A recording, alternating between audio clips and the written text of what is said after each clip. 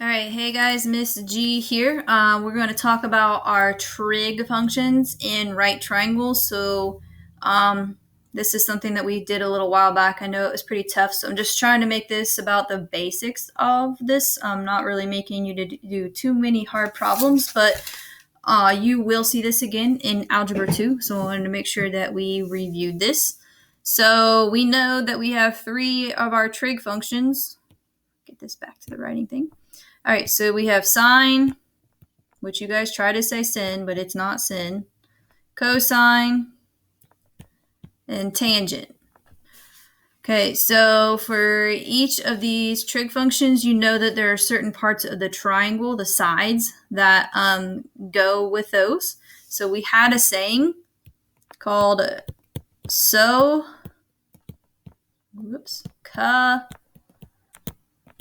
toa. So the first letter of each of those represents the actual trig function. S for sine, C for cosine, T for tangent. Then the other letters, let's see if I can do that here. The O, the A, and the H represent three different sides of the right triangle in regards to which angle that it is actually talking about. So remember that the angle is super important. Back when we talked about this in CPM, we called this the slope ratio or the slope angle. So O is going to stand for the side opposite of the angle that is indicated. A is the side that is adjacent to the angle indicated. So that means that it's actually attached to it, but it's the side that is not the hypotenuse, which takes us to H. H is the hypotenuse. So the hypotenuse is always going to be across from the right angle, where you see the little square in your triangle. So that's what OAH stands for.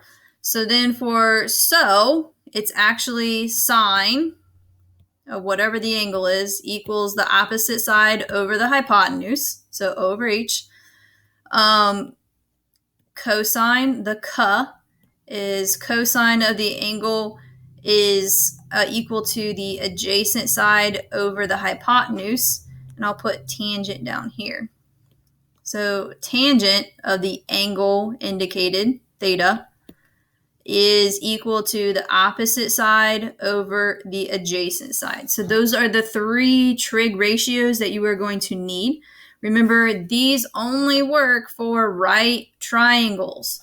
So if you don't have a right triangle, you cannot use these ratios. You're going to have to use something called law of cosines and law of sines. Remember, we skipped that, figuring you're going to hit that in Algebra 2. Well, I'd really planned on reviewing it at the end of the school year, but we're not going to do that.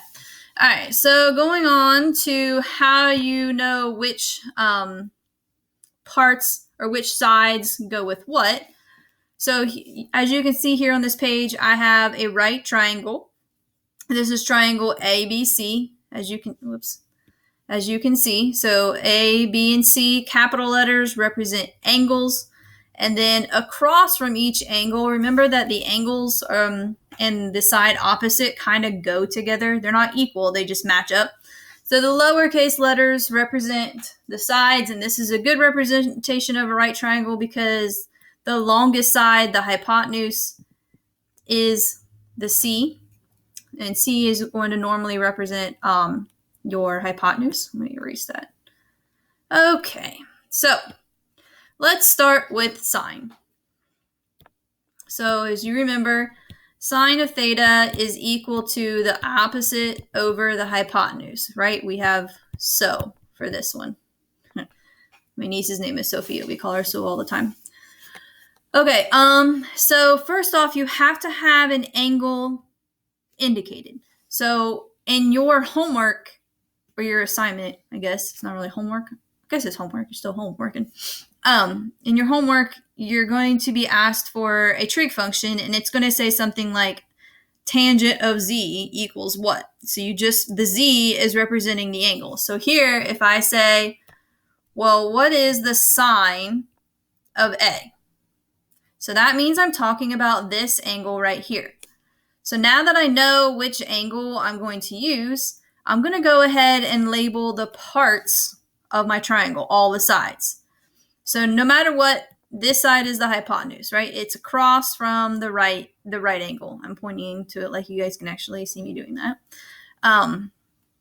The angle A right here, this is going to be opposite because it's directly across from it. So if you want to think of opposite as being directly across, that helps. Great.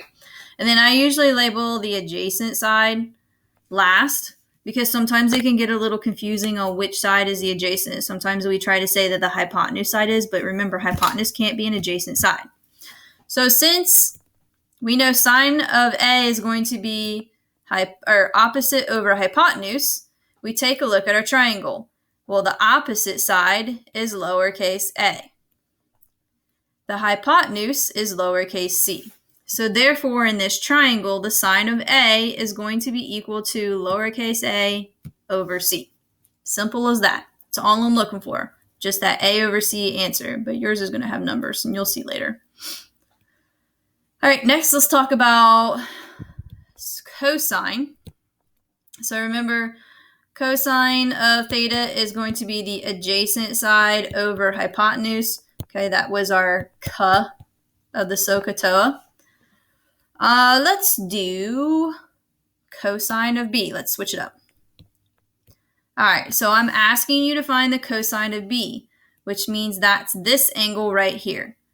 Okay, this is the vertice B, so it has to be angle B. So then the next step, after you indicate which or find which angle that we're using, label the sides.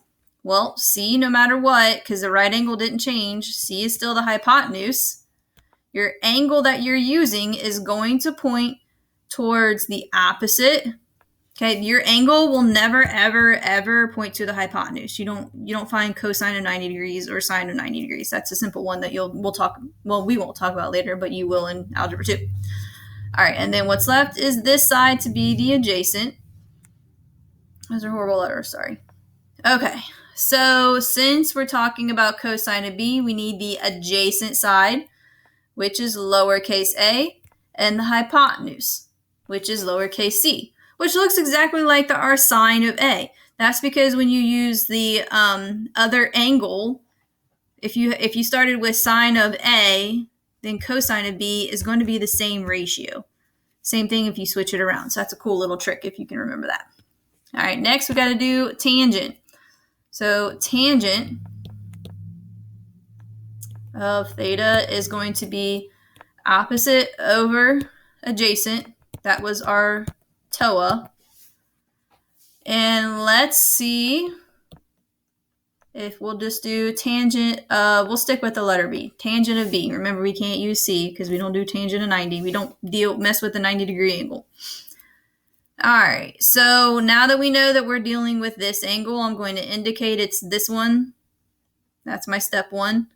Step 2 is to label the sides. So it's still going to be the same thing as what we did in our last triangle. The angle points to the opposite side.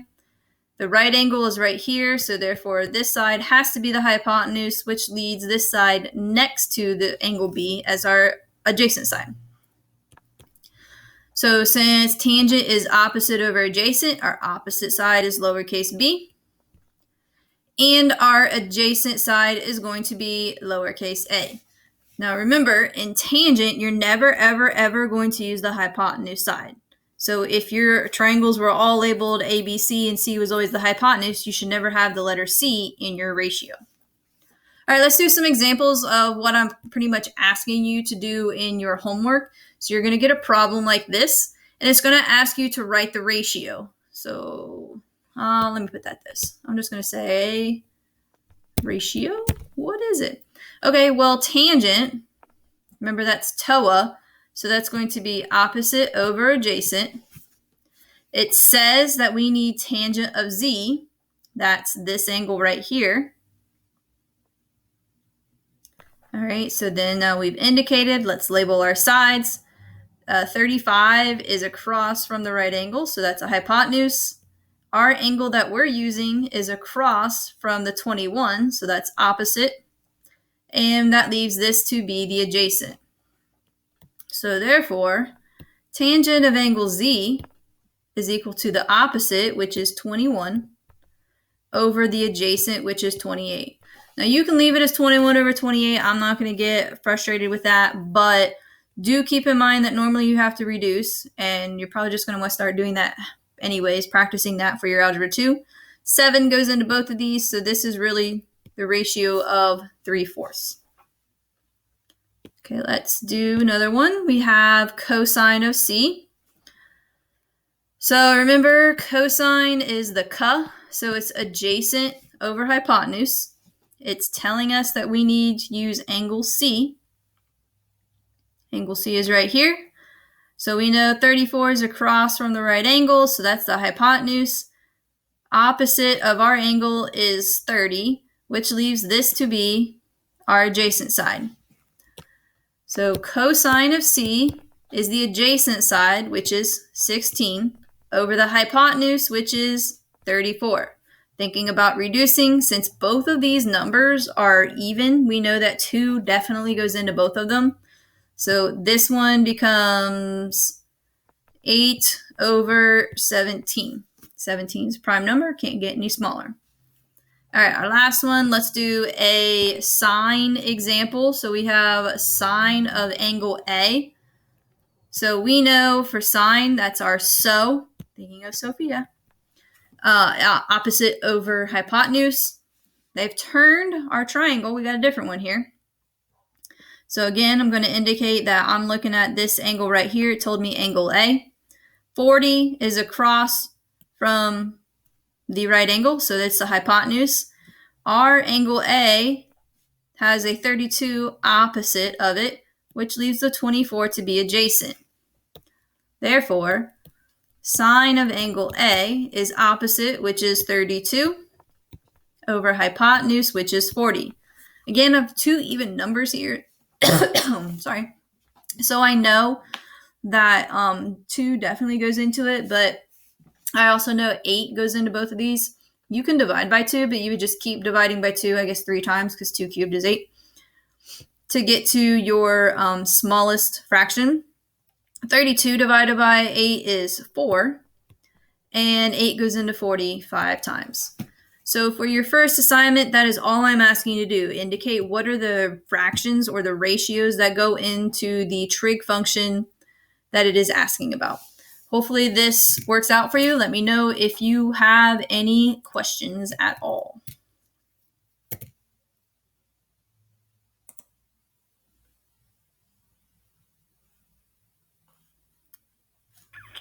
Just trying to get it to stop.